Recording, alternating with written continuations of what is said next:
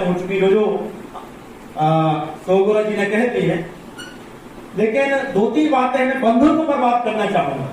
इस समय का जो सबसे बड़ा संकट है देश के सामने, राष्ट्र के सामने, वो बंधुत्व की भावना का लोप होना। आप देख रहे हैं किस तरह से समाज में किस तरह के बयान आ रहे हैं, किस तरह की बातें कही जा रही हैं, जातियों को लेकर इस तरह का टकराव, इस तरह का वैमनस्य जो समय हो रहा है। मुझे लगता है कि इतना जितना संभ्रांत हम होते जा रहे हैं, जितने आगे बढ़ते जा रहे हैं, उतने ही क्षुद्रताएं आती जा रही हैं। भारत वो देश है जहाँ की संस्कृति में कहा जाता है अयम निजा परावृत्ति गणना लघु चेतम उदार चरिता नाम तू वसुधैव कुटुम्बकम। हम कहते जरूर है वसुधैव कुटुम्बकम, क्या उसको मानते हैं, क्या उसको जीवन में उतारते हैं? ये एक बहुत बड़ा प्रश्नवाचक चिन्ह है। हम आपस में इतनी क्षुद्रता, इतनी संकीर्णताएं पाले हुए लोग हैं।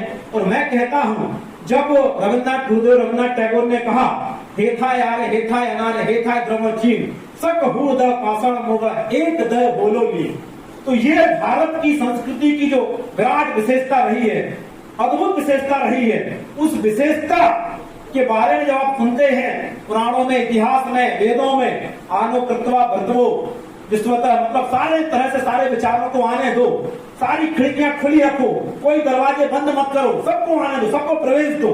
तो ये भारत की संस्कृति रही है।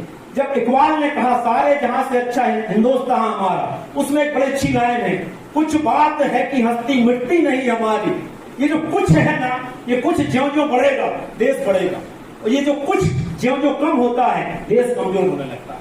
उस कुछ को बढ़ाने के लिए हम एकत्र हुए, उस कुछ को कितना बढ़ाएंगे उतना ही देश हमारा फिर से, हम अखंड भारत की बात करते हैं। इस समय तो जाति खंड खंड, जातियों के अंदर और वर्ण खंड खंड है। जब हम जाति की बात करते हैं, देश को कितनी चीजें तोड़ रही है, जाति तोड़ रहा है, वर्ण तोड़ रहा है, विचारधारा से देश टूट रहा है, धर्म से देश टूट रहा है, काले गोरे से, भाषा से, क्षेत्र से। 8 बिंदु हैं जो चीजों को जोड़ते भी हैं और तोड़ते भी हैं। तो हमें तय ये करना है कि क्या उन 8 बिंदुओं को हम सकारात्मक ढंग से समाज को जोड़ने में इस्तेमाल कर सकते हैं, समाज को एक ही करने में इस्तेमाल कर सकते हैं, या विखंडन के लिए। इतने बड़े बड़े लोग, मैं बड़ा शर्मिंदा भी हूं और ये कहते हुए, इतनी बड़ी गद्दियों पर बैठने वाले लोग जिनको हम आदर्श मानते हैं समाज का, वो इतनी क्षुद्रताएं भरी बातें करते हैं। ऐसी बातें सुनकर मेरा कलेजा फट जाता है। ये इतने बड़े पदों पर बैठे हुए, इनको इतनी बड़ी जिम्मेदारी है समाज की, ये कैसी बात कर रहे हैं आप? एक सामान्य व्यक्ति ने अगर आप पर कीचड़ उलीचा, तो क्या आप उस पर बाकायदा फिर डबल कीचड़ उलीचेंगे क्या? इस समय देश में, जब मैं कहता हूं ब्राह्मणों के ऊपर, जब मैं बोलता हूं, जब सद्भाव और बंधुत्व की बात आएगी, सबसे पहला काम ब्राह्मण समाज का, ब्राह्मण समाज की जिम्मेदारी है। जिस दिन वो रैदास की जयंती मनाना शुरू कर देगी, जिस दिन वो महर्षि वाल्मीकि की जयंती मनाना शुरू कर देगी, जिस दिन वो कबीर को अपनाना शुरू कर देंगे, उस दिन देश में बदलाव आना शुरू हो जाए, ये सारी घटनाएं खत्म हो जाए। लेकिन दुर्भाग्य क्या है हमारे देश का कि हम ब्राह्मण होने के बाद भी आज भी उसी एक योजना को लेकर चल रहे हैं। उसको पूरा बदलने की, सिस्टम को पूरा बदलने की जरूरत है। महर्षि वाल्मीकि के रामायण को तो आप स्वीकार करते हैं, और कितने लोग हाथ उठाएंगे कि महर्षि वाल्मीकि के मंदिर में कभी गए? वाल्मीकि मंदिर वहां पर बना हुआ है, आचार्य अपवाद है, 2-3 लोग अपवाद हो सकते हैं। यहाँ कैंट पर हम लोग जाते हैं, वहां महर्षि वाल्मीकि का मंदिर है। उस समाज को गले लगाओ, बड़े बनने का समय आ गया, बड़ा बनने का दौर आ गया है। हर समाज को, हर जाति को जो विखंडन हो रहा है, उन सबको जोड़ने का काम विवेकानंद केंद्र जैसे संस्थान है, राष्ट्रीय स्वयंसेवक जैसे संस्थान है, उन सबको जोड़ना पड़ेगा।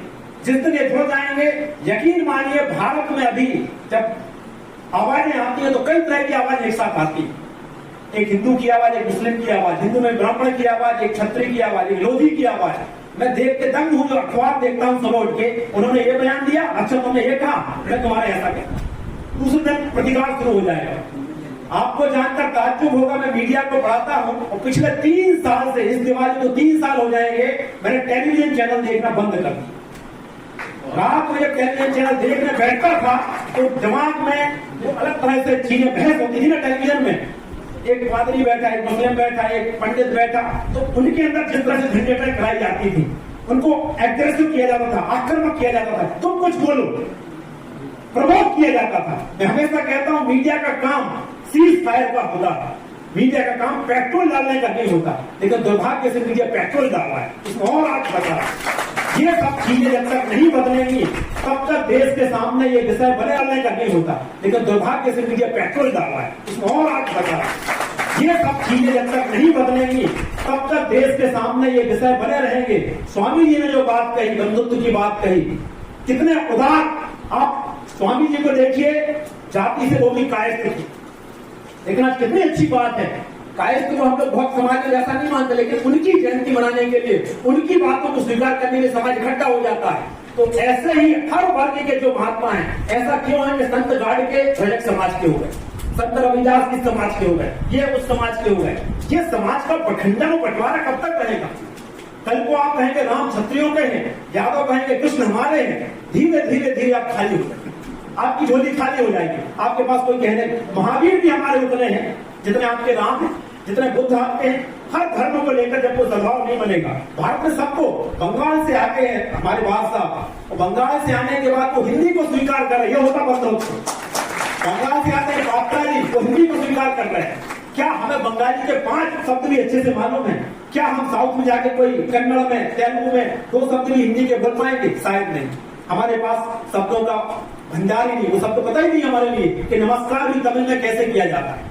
तो ये जो हमारी शुद्धताएं हैं, खासतौर पर मैं हिंदी भाषी हूँ और मुझे अफसोस है, मुझे दूसरी भाषा के कोई अच्छे शब्द भी नहीं आता, वाक्य भी नहीं आता। तो ये सारी शुद्धताएं तब समाप्त होंगी जब हम अपने सारे दरवाजे खोल दें।